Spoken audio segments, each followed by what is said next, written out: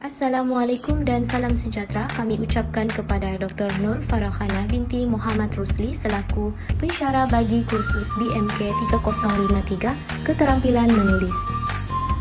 Saya, Fatina Hazwani binti Udin serta ahli kumpulan saya Muhammad Izzat Aidil bin Haimin dan juga Nur Syafinas binti Ismadi akan mengulas tentang sebuah buku akademik.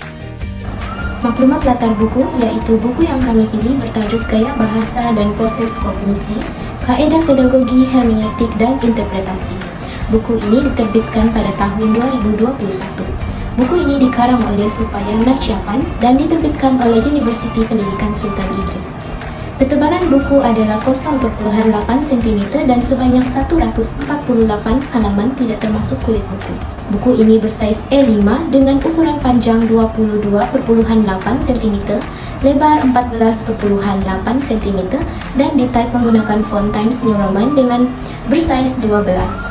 Kulit depan buku yang berkonsepkan visual fotografi iaitu memaparkan gambar organ yang mewakili minda manusia. Konsep kulit belakang buku ini juga sama seperti visual depan buku, tetapi ianya bersaiz kecil. Kedua-dua bahagian buku ini bertemakan warna biru yang cerah. Kekuatan penulisan buku ini adalah jelas dan mudah dipahami tentang penyampaiannya, penggunaan bahasa yang baik serta teratur dan sesuai membolehkan pembaca memahami isi kandungan di dalam buku ini secara sepenuhnya. Penulisan akademik haruslah menggunakan bahasa yang formal dan sesuai supaya apa yang disampaikan dapat dipahami oleh pembaca. Bukan itu sahaja, uraian dan penerangan yang dilakukan bagi setiap bahagian seperti penerangan setiap topik adalah cukup teliti dan jelas. Kesemua ini telah menyumbang kepada kemudahafahaman bagi pembaca buku ini.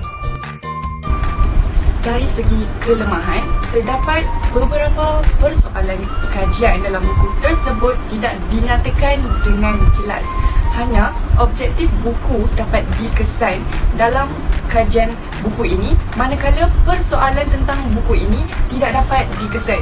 Buku yang berkualiti haruslah mempunyai kedua-dua objektif dan persoalan yang jelas dan teliti. Ini adalah untuk memastikan pembaca supaya dapat memahami secara sepenuhnya isi kandungan yang hendak dicapai oleh buku tersebut. Dalam topik pertama, penulis mengajak pembaca mendalami pengetahuan kepada pengenalan bidang psikolinguistik. Elemen mental dan bahasa menghasilkan keunikan kepada proses mental dan perkembangan bahasa dalam kalangan manusia. Psikolinguistik melahirkan pendapat dan teori yang saling melengkapi iaitu struktur bahasa dan kognisi. Penulis mengatakan bahawa penggunaan fungsi bahasa Melayu dalam sesuatu masa bergantung kepada jenis komunikasi yang dipilih. Menurut penulis, bahasa Melayu berperanan sebagai bahasa ilmu, bahasa perpaduan, bahasa penghantar dan bahasa komunikasi yang efektif. Kemahiran gaya bahasa dapat membantu dalam proses penjanaan kemahiran melalui proses penulisan karangan. Seterusnya, dalam topik kedua, penulis mengulas dan menerangkan tentang gaya bahasa dalam penulisan karangan. Menurut penulis, gaya bahasa bermaksud penggunaan bahasa yang menjadi wahana dalam melahirkan idea dan huraian dalam menjelaskan sesuatu isi secara lebih terperinci. Penulis menjelaskan bahawa gaya bahasa menjurus kepada kewujudan peribahasa, simpulan bahasa, ungkapan, pantun, perbandingan dan sebagainya. Menurutnya juga, gaya bahasa merupakan kemampuan dari seorang pengarang dalam mempergunakan ragam bahasa tertentu semasa proses menulis sebuah karya sastera. Penggunaan gaya bahasa seperti peribahasa dapat membantu dalam proses komunikasi dan penulisan karangan seseorang. Sebagai penutup topik ini, penulis menegaskan bahawa dengan mempelajari beberapa model penulisan karangan, guru dapat menyumbang ilmu mengarang kepada pelajar dengan baik. Topik ketiga menekankan aspek proses kognisi dan pemprosesan informasi semasa penulisan karangan. Aktiviti menulis merupakan satu proses berbentuk tugasan iaitu melalui model mengarang seperti yang diperkenalkan oleh Hayes and Flower 1986. Model ini mengatakan bahawa penulisan adalah proses penyelesaian masalah yang mana melibatkan tiga proses utama iaitu perancangan, penghasilan ayat dan semakan, matlamat yang berbeza-beza.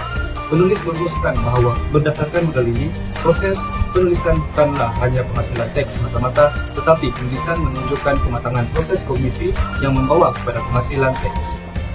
Dalam topik ketiga ini juga, penulis membawa pembaca untuk memahami teori-teori pemprosesan maklumat yang dipelopori oleh Gagne 1985 yang menjadi asas dalam proses menulis.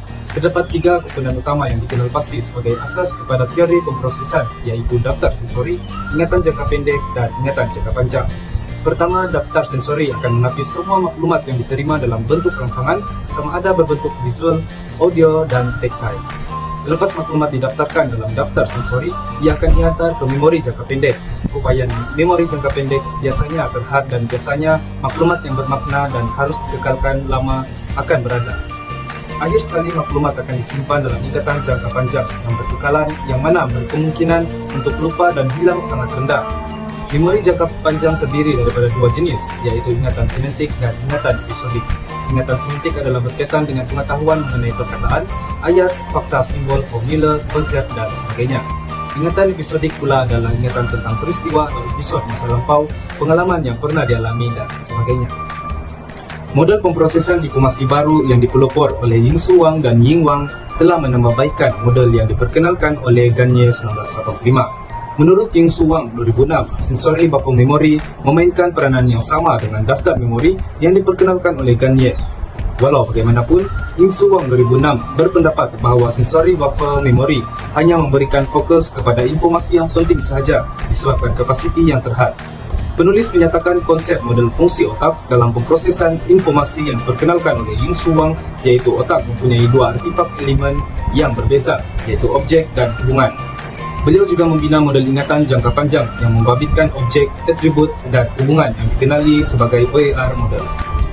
Kaedah penyelidikan secara kualitatif dan interpretif, iaitu kaedah pedagogi hermeneutik, difokuskan pada topik keempat yang membawa pembaca menganalisis maklumat berkenaan penulisan karangan.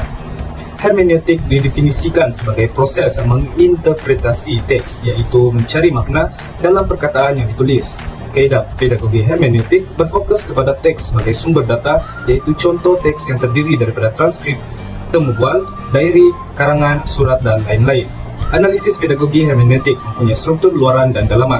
Proses ontoprestasi, iaitu menginterpretasi makna dari struktur luar ke struktur dalaman yang digunakan untuk menganalisis penulisan karangan. Penulis mengatakan bahawa kaedah pedagogi hermeneutik dapat membantu mencukil penemuan baru daripada teks asal untuk diteliti dengan lebih lanjut.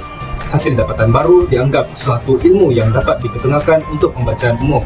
Penulis juga merumuskan bahawa kaedah pedagogi hermeneutik sebagai kaedah kualitatif yang interpretif yang memainkan peranan penting dalam dunia penyelidikan. Dalam buku yang bertajuk Gaya Bahasa dan Proses Kognisi, topik 5 ini telah pun memberikan pendedahan tentang gaya bahasa dalam penulisan karangan.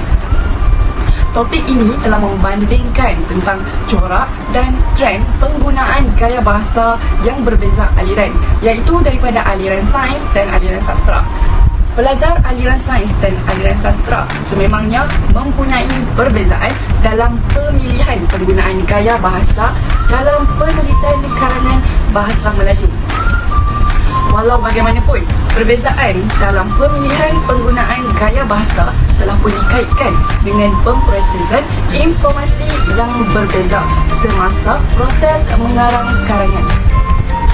Dalam buku ini, terdapat beberapa contoh gaya bahasa dalam karangan antara 2 aliran tersebut, iaitu karangan jenis tidak rasmi, jenis ceramah, pantun, dan sebagainya.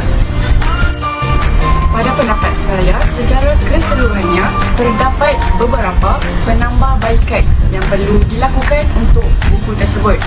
Antaranya adalah memperbanyakkan contoh dan carta supaya pembaca lebih mudah memahami tentang perbandingan yang berlaku dalam beberapa topik tersebut. Selain itu, buku itu haruslah menjelaskan tentang penggunaan gaya bahasa yang lebih mendalam dan juga menyampaikan dengan gaya yang kreatif agar pembaca dapat memahami dan teliti tentang penggunaan gaya bahasa tersebut.